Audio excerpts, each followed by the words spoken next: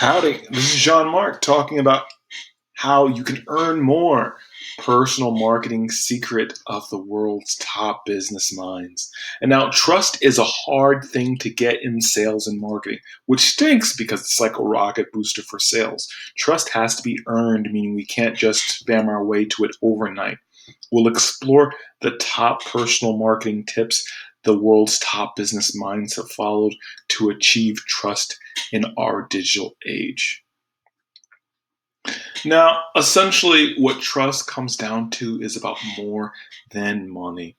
I talk about this in the post, but a lot of times, especially in the past, I would come into different sales meetings, different business situations, and just look out for myself. I'd look, hey, how can I twist this person's arm in order to make them a customer? That's how I got my first couple of customers. And I went with that because I could force people over time into the situation I wanted them to be into. But here's the thing, it's something that has to happen slowly. Trust doesn't happen that way. It typically happens from us actually expressing honest human emotion and also being vulnerable and also listening to people. So the hardest thing to get people to do online is trust. But hey, maybe you're not exactly sold on that. So first, here's the thing. We have to figure out how to add this value of trust online because we're just on there all the time. I mean, overall, Pew Research shows us that 77% of Americans go online on a daily basis. And I mean, 43% are there several times a day, and you have 26% who go almost constantly. So you have over anywhere from a quarter to most of the population in some state of virtual reality all day. And to touch back on this idea of trust, the thing is, the as humans, the human aspect of any transaction matters to us a lot. I mean, a lot, a lot, a lot. Because we like to think sometimes, especially in business, people will say, it's not personal, it's just business, right? But here's the thing. In a recent story with Psychology Today, Nathan A. Heflick, PhD, says this: there is no cognition, emotion, or action independent of a social component for humans. That might sound like an extreme view, and maybe it is, but honestly, I can't think of an argument that could counter it. So positive social interaction is just important to us as human beings. And what's helpful is that Dr. Hevlick continues to explain that positive socialization or sharing subjective experiences with others can improve relationships between members of even different racial groups. It humanizes people. It brings about less animosity in our world, and it generally increases feelings of closeness with others. And it doesn't have to be that big. It doesn't have to be some deep experience like, oh, you saved my puppy from drowning in the lake or something like that, right? It doesn't have to be that. It can even be trivial, says Dr. Heflick. So why does this matter? It's just because in sales and marketing, we have done a poor job of earning trust. I mean, in a recent story from Adweek, they explained well over half of participants in a recent study think that companies don't operate with their customers' best interest in mind. Think about that. Now, let's back up. The people you're supposed to serve, over half of them don't even think that you really want to serve them right, that you have their best interest in mind. Then what are they imagining? Are they imagining we want to hurt them? I mean, that's essentially what they're saying here, that we're trying to hose them or take advantage of them. Now, this is not going to help us make more deals.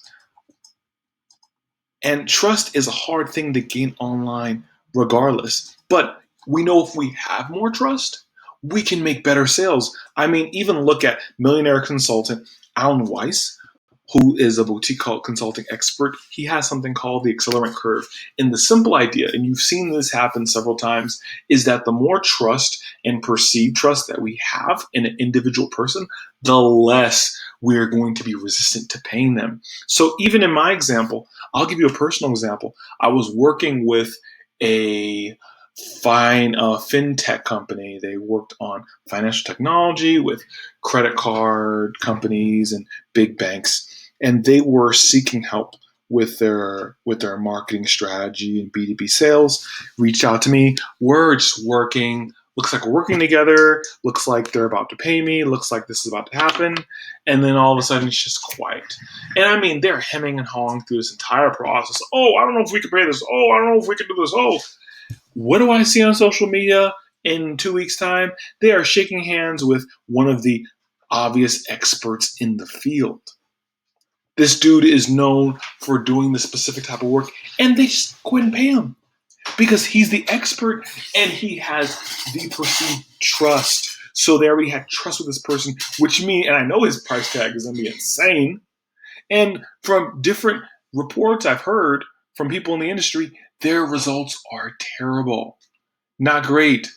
But the perceived trust gets people to buy into you, your business, your products more. And the real reason that this whole trust thing started mattering to me is because I was a scum in the past, wanting to essentially get money out of people quickly, most efficient way possible, until I ran into the most successful person I've ever met. It was a self-made millionaire. This guy started from nothing. He was homeless by the age of 16 and just been on the street, had to fight his way, earn his way to his current position as company that he just exited, by the way, to a great sum. And he put me onto this book called The Go-Giver. And The Go-Giver is really, if I could sum it up, is about multiplying your success by multiplying the number of lives you touch. And in the book, there are 5 laws of stratospheric success. There's law of value. Your true worth is determined by how much more you give in value than you receive in payment. The law of compensation. Your income is determined by how many people you serve and how well you serve them.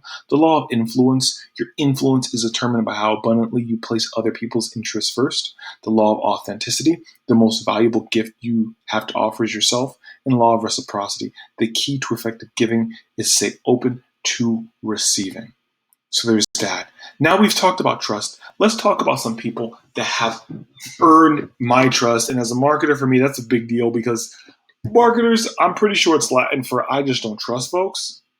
But these people, in spite of all my blocks against personalities and sales and marketing, I have bought products, I have attended their programs, I have bought into them, and I have followed them because they have exuded that trust online. We have not met in person.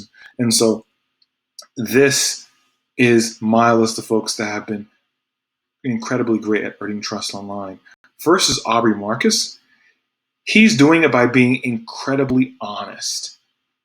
And now what struck me is a marketer actually recommended me to Aubrey Marcus, and she explains, oh, you got to listen to this podcast. I'm like, why? Why do I need to listen to this thing? She's like, I would buy anything that he says because he's just great.